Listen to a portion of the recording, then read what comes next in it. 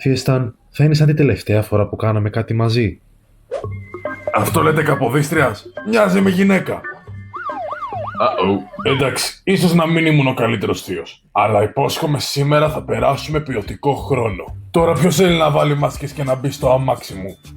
Ναι! Όπα τι.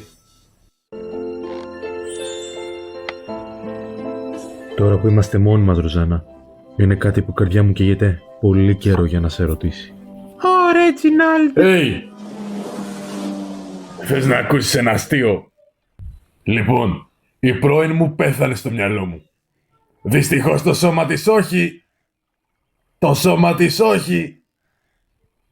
Βλέπεις, είναι αστείο γιατί ο γάμος είναι για τα μπάζα. Τι!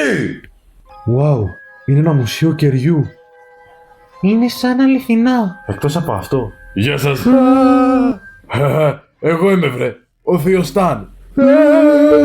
Αυτό ακούγεται σαν κάτι που ένας υπεύθυνος γονιός δεν θα ήθελε να κάνετε. Πάλι καλά που είμαι θείος. Εκδικηθείτε με, παιδιά. Εκδικηθείτε με.